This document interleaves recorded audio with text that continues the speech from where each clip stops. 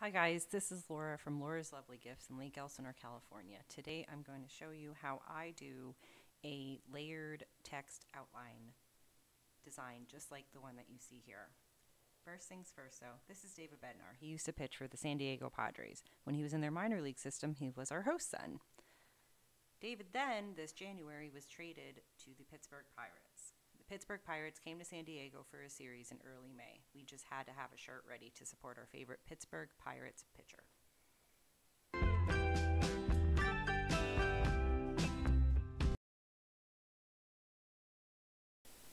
We're going to start off our project. We're in a blank screen on Cricut Design Space. We're going to type in our last name here. I use the font Varsity from defont.com. I'm going to close the letter spacing in a bit, and I'm going to change the width to 11 inches for now, and then curve it till I find a style that I like. Now I'm going to add the number in the same manner, except that doesn't need to be curved. And we're going to make that about 7 inches. I made the name 11 inches across for now. So looking at that, that looks pretty good. So what I always do when I make a project in text, I will duplicate it, hide the original, just in case something gets messed up and I need to start some parts over again.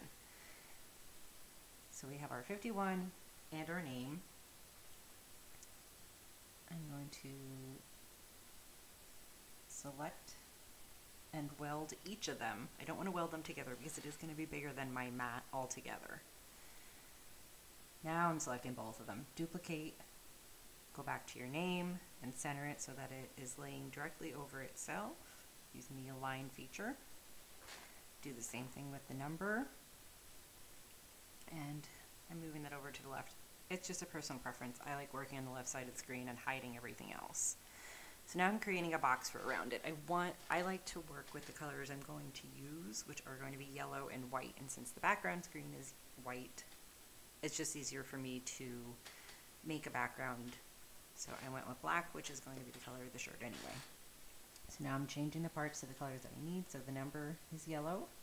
Now we're going to do a yellow name. And we're going to do the same thing, but with the white. You can't see the white right now because everything is laying over each other and the yellow just happens to be sitting on top. Now we're going to the contour feature, which we can only use because we welded. So I'm hiding, I hid all the contours and just selected the inside ones. I'm going to do the same with the white, hide, but we're going to use the outside 2 layers and do the same with the one. This one's super easy. So now we have the look the way we want. Now you can see the outline is just in yellow and the number is just in white. Now we're going to do the same thing with our letters.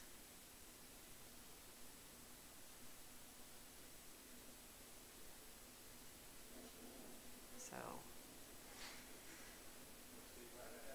select our name, contour, zoom in a bit so you can see, you can tell with this font there's so many different options for all the different cuts.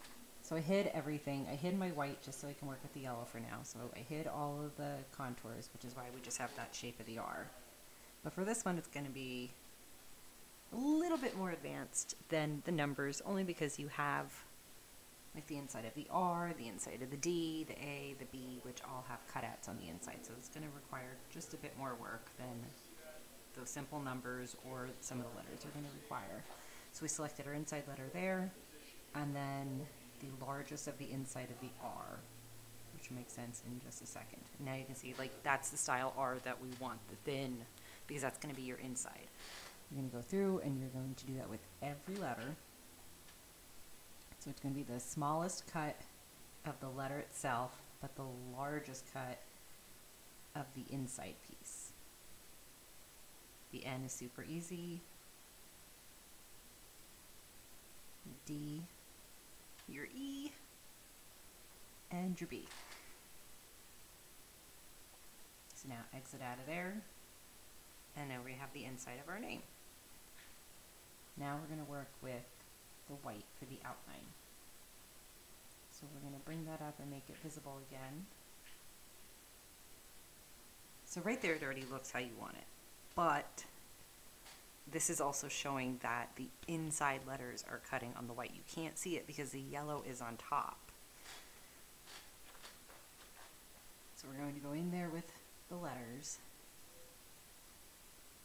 So we have our contour screen open again. Now this is for the white, not the yellow.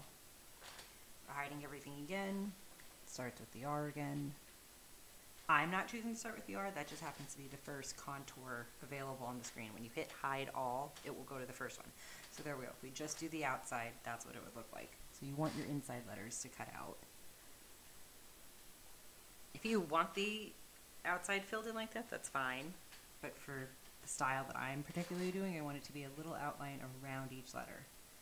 So we have our big main outside cut, and then there's going to just be that thin trim around the R. And for the inside, you see your 3 different cuts. You want to do the 2 smaller ones so that it's spaced out from the letter itself. If you wanted to touch the letter, then you would do the second cut there, or you wouldn't do the outside cut, you would do the cut that touches your letter itself. You can do that with the A. And we're just going to go through and do the same thing with each letter like we did with the numbers, but we just want to do the outlines. So here we have the D, doing the outside 2 and then the inside 2. And you could let it go and just cut regularly with the white, but then you're figuring it out when you have the vinyl in front of you and maybe your lighting isn't great or you don't have a light pad that you can't see where it's cutting. It's just so much easier to do it on the computer where you're not wasting material. We're cutting our outside of our B, doing our first inside part of the B. So you'll see I did skip the bottom of the B. We're going to go back to that. So let's just say I did that by accident and I didn't notice it at all. So now you can see when I click my mat, I've seen that, oh, I missed the bottom of the letter. It's an easy fix. We're just going to cancel out of it, select our letters, go back to our contour screen, and select the inside of the bottom part of our B.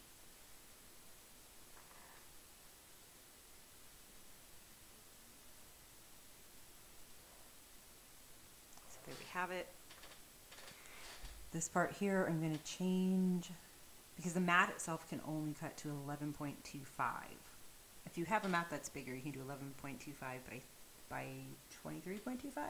I only have the 12 by 12 mats. And then we have our numbers. That is going to be almost 10 inches. That's fine. It'll cut just fine. So we're going to get rid of our black part. And here we have our cut screen when you hit make it.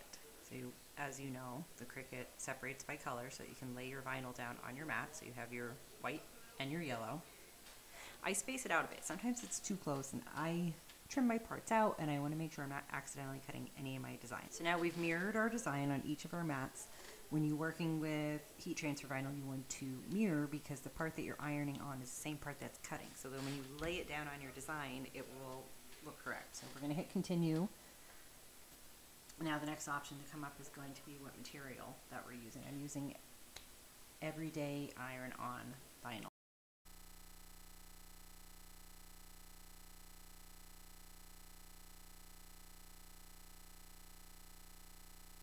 I'm going to hit the button to create. But that's basically it. So I hope you enjoyed this video. If you missed the previous video, that was my first ever YouTube video, so this makes number 2. So I am learning as I go. I'm figuring this out, and I hope you will figure out Cricut along with me as I figure out YouTube. Thank you.